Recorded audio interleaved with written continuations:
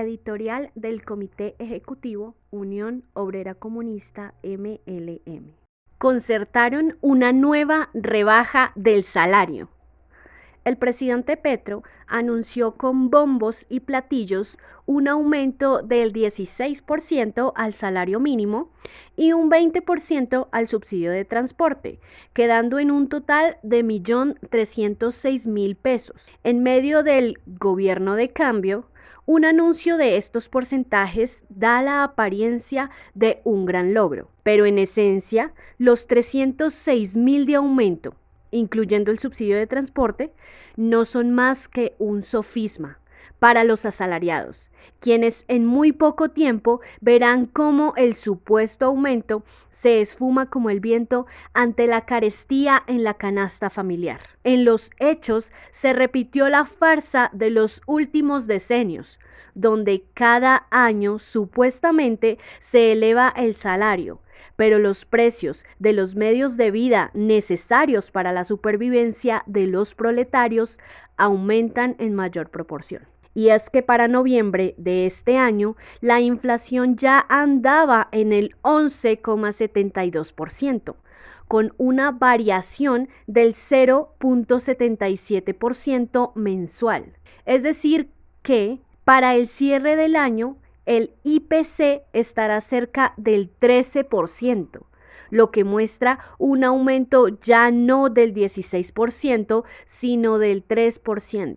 Ahora bien, si la variación del IPC mensual en 2022 fue del 0,27% más que en 2021, con el aumento de la inflación en 2023 será mayor la rebaja del salario, lo que se traduce en aumento de la superexplotación de la clase obrera, en un sistema sumido en una profunda crisis económica. Los asalariados saben de sobra que el mínimo no alcanza, entienden la desproporción existente entre el aumento para quienes trabajan de sol a sol y los 2.500.000 pesos para los holgazanes politiqueros congresistas que solo trabajan 2 días a la semana y tienen 3 meses de vacaciones. Pero no basta con que el obrero sienta en carne propia la desigualdad, el oprobio, la miseria y el hambre. Se requiere de la conciencia de clase,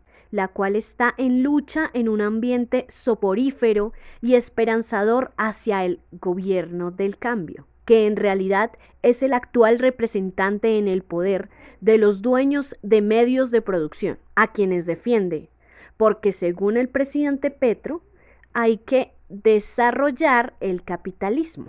Y es posible conciliar los intereses entre las clases antagónicas de la sociedad.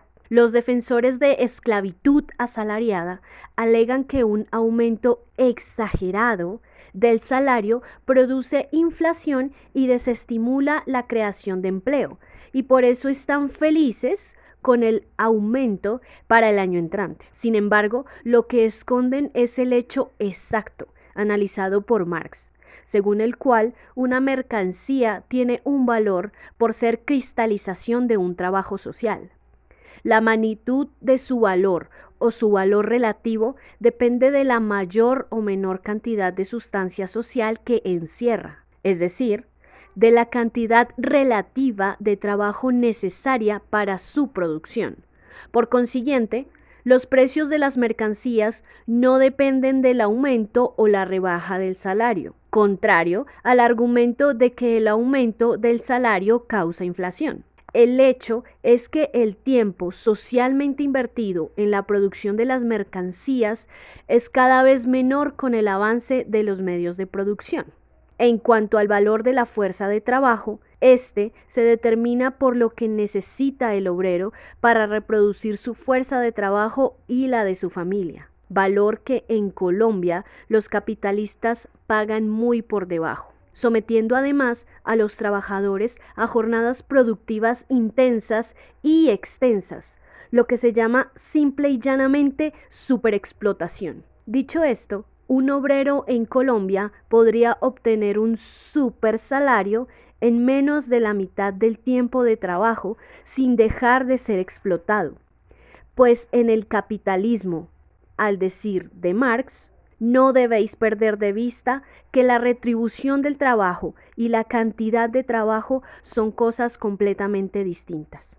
Ahora, bien, la tendencia en el capitalismo es a rebajar los salarios, por cuanto la ganancia es el dios de los capitalistas, y ésta se obtiene directamente de la explotación del trabajo de la clase obrera, prolongación de la jornada de trabajo, aumento de la productividad e intensificación del trabajo mismo, disminución literal del salario, salarios por debajo del mínimo legal.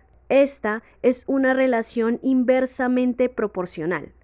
Entre más bajos sean los salarios, más altas serán las ganancias de los capitalistas y viceversa. Esta relación está además determinada por la lucha que desarrolla la clase explotada para arrancar a los capitalistas un aumento en su salario. Esa lucha por el alza general de salarios es deformada y adormecida por el reformismo, el oportunismo y los jefes de las centrales sindicales representantes del sindicalismo burgués, deformada por la idea reaccionaria de conciliar los intereses entre explotados y explotadores, y ahora adormecida además por las promesas de cambio desde el gobierno. Cambio que no será posible mientras se defienda el capitalismo imperialista, causante de todos los problemas de la sociedad colombiana. Un sistema que es capaz incluso de acabar con la humanidad, porque su único móvil es la ganancia. La lucha por alza general de salarios es una necesidad que algunos revolucionarios desprecian y tildan de economicismo, y los jefes de las centrales sindicales se encargan de apagar. Tales posiciones sirven a la burguesía y a los imperialistas, porque contribuyen a desligar la necesidad que tiene la clase obrera de impedir su degradación física y moral, e incluso mejorar sus condiciones materiales, haciendo a la vez que esta misma lucha sirva para elevar la conciencia de los trabajadores frente al antagonismo social, y a unir y organizar mejor sus fuerzas para combatir y enterrar este sistema de explotación. Por eso, no son gratuitas las declaraciones de los capitalistas. Los gobernantes, incluida la ministra comunista, y los jefes vendeobreros de las centrales sindicales, sembrando la esperanza en la conciliación de clases y en las bondades del capitalismo, si hay una buena administración. Nuevamente, concertaron una nueva rebaja del salario, pero las pretensiones de los enemigos capitalistas, reformistas y oportunistas se estrellan con la realidad objetiva de la rebaja del salario real, a pesar del aumento que en un santiamén sentirá toda la clase obrera, incluida la que se encuentra en la informalidad y la desempleada. El hecho es que el poder adquisitivo de la clase obrera disminuirá. La situación de hambre y miseria no se solucionará. Por el contrario, se agravará y ocasionará nuevas luchas y confrontaciones. No obstante, la lucha de los trabajadores requiere conciencia, que no se adquiere por sí sola, sino que debe ser llevada por el elemento consciente.